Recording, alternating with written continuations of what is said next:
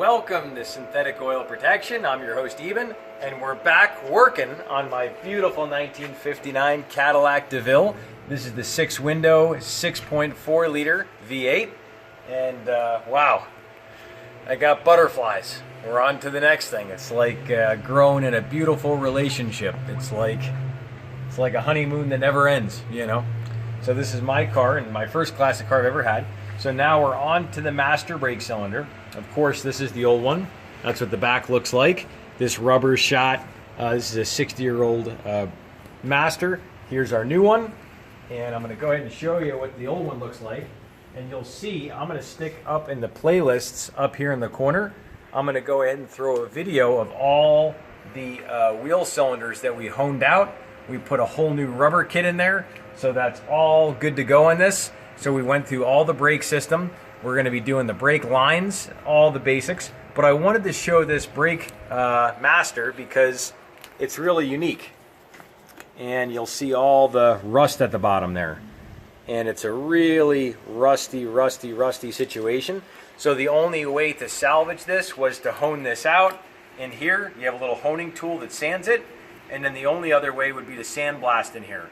So instead of doing all that sandblasting, we decided to just grab a Ray Bestos master cylinder. On these cars, it's super inexpensive. It's like 60 bucks. And then I'll quick run over what we're going to be doing. Take a look. What we're going to be doing is we're going to be assembling this master cylinder. We have the new parts here, and we have the old parts here. You can see all the varnish, the gunk, and everything else. And then I wanted to show you how old it is. You'll actually see this gasket actually has this metal bushing already, it's like fused to it. So that's how old and corroded it is. So here's what the new one looks like. This is the new rubber, and this is the new ring. So that's what's going to be going on right there. So you can tell this whole thing just needs rebuilding, and now we're finally doing it to it. And these are going to go on this spot right here, and that's how worn out they are. So you can tell this whole thing definitely needs to be rebuilt. Right, I wanted to quick show you the original books. So this is the original Cadillac book, and this is the procedure to install it. It's pretty basic. The only thing is it's kind of a two-part piece, and you need someone to help you. So that's the only difficult part, but we're going to do it right now. We're starting assembly, and I wanted to give a little helpful information for everyone out there that may have a 59 or a 60 Cadillac. There's actually two different master brake cylinders, and this one is called the Marand, and this is a little bit more difficult piece because it's got multiple working parts to it. The other one is a little bit different. It's called the Bendix, and it's more like a one-piece setup. And the Bendix one, all the components are inside this. On the Marand, you actually need to install it on the car and actually kind of put it together like this. So there's two different brake setups, and well, we learned the hard way, and we're getting it all figured out. All right, we're going to go ahead and wet her all up before we get started. So we are using the synthetic .3.4 brake fluid, and what this is, this meets and exceeds the specification of the .4, so it doesn't boil as quick, and it's very important on these vehicles. This actually exceeds it by about 40-50 degrees hotter than the .4, and what that does is when you're doing heavy braking, you don't have all this boiling, and you don't get steam in your lines, and you can actually lose your brakes very easy on these cars. These are very sensitive with brakes. That's why a lot of people just switch them over to discs, but we're fortunate we have the high quality brake fluid now.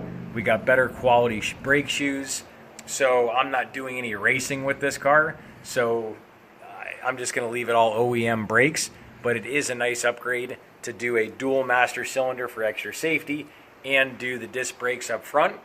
And on these classic cars, it doesn't hurt the value. So it's considered a safety feature, so they don't really dock you on points.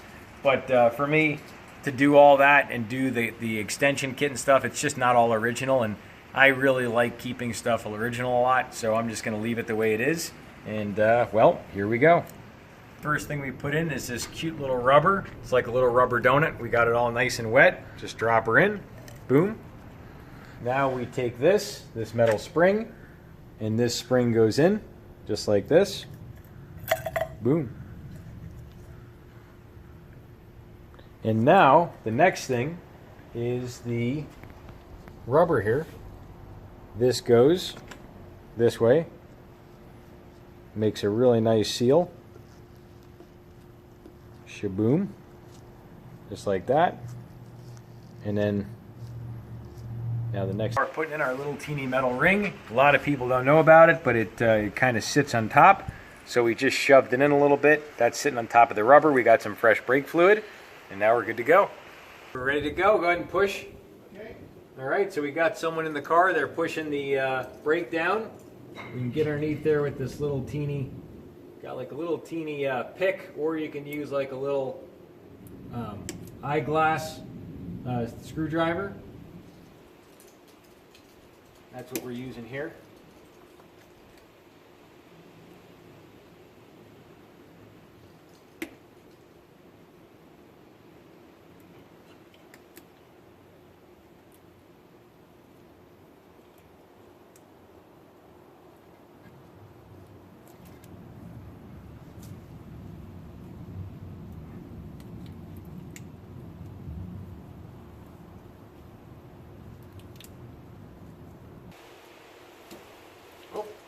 Just dropped her down. There she is. I got her. I got her. She's all sludged up, but the rubber's still in good shape. Still looks pretty decent for how old it is. Crap in there. All that greasy like sludge and rust. So we're gonna clean this up really good, and we'll be back. Alright, just wanted to give you a close-up of what it looks like. So this is what we got here. The situation is I got a little rubber. They both came off here and here. And now all we do is just get it the rest of the way off. Here we go. Just peel it off.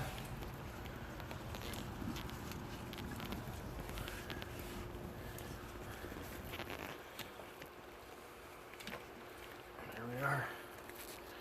A little bit of a stickler, but you can see all the sludge and all the gunk in there. Alright, we're going to use our AMSOIL parts cleaner. This is super powerful aerosol, has lots of punching power, and we're going to go ahead and just double check this, make sure it's good, make sure all the junk's off here, just like so. Put all that junk. Done. That's it. Just wipe her up a little bit. And that is it. That's it. Good to go. Just lube her up and go ahead and slide it on. Put a little brake fluid on there. Good to go. Just rub it on. Get it all nice and wet. And now we just throw on our rubbers.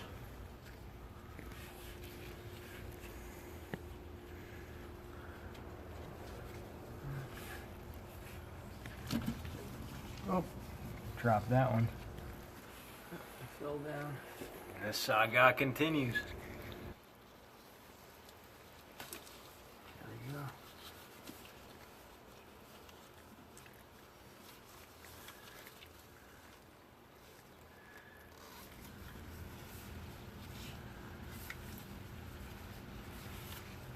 We finally got them on. Man, that was tough. So it took about 20 minutes just sliding these little rubbers up using a little screwdriver. It's a stickler, you got to get it lubed up. So we slid one up to the front, then we slid that one to the back, then we put on the second, and that's it. The rubbers are facing forward, it's got the little lip to it, and we're good to go.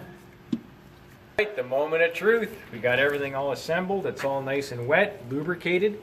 You can see inside here we got that good. And now all we do is just install her. Here we go.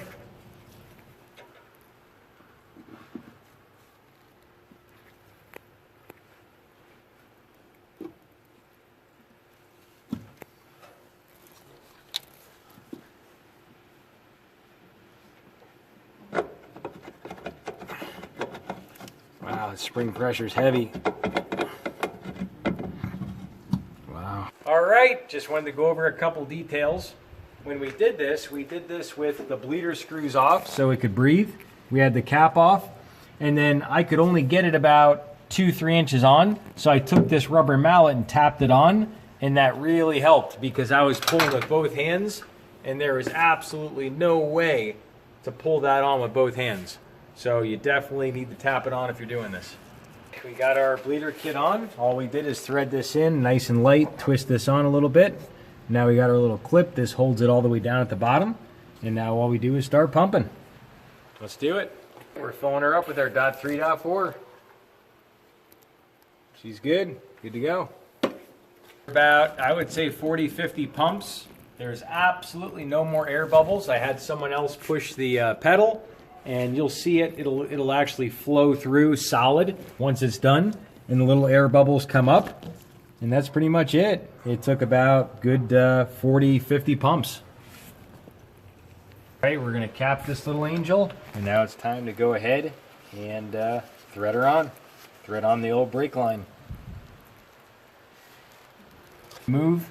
We're gonna go ahead and yank off our little hose and take off our little plastic, stick on our line.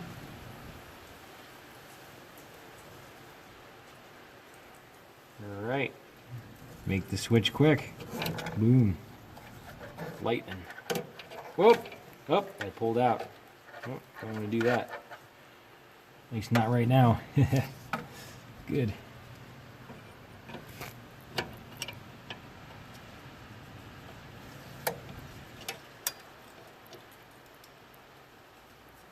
Feel like I'm working on the general.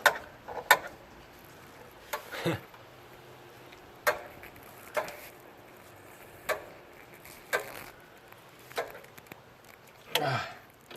she blows.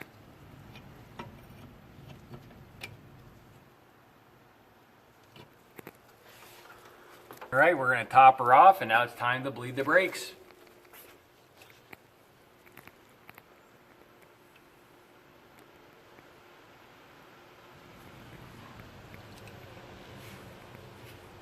Little exercise to make sure everything's clean. Little due diligence thing. Use your parts cleaner and just hit all that area back there where it was all oily and all the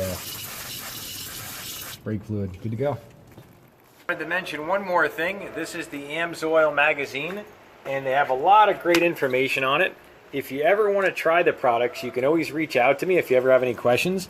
But what makes AMSOIL so great is they do all these cool tests that show how good the products are. They show comparisons against all these different manufacturers, and they truly show the proof that AMSOIL really is better. And that's what I love about it. And really cool, like all different types of oil filters and everything else. So if you're new to the channel, definitely subscribe, tap the notification bell. That way you can come back and watch all these important information for your vehicles later. And I wanted to mention the playlist on this little angel.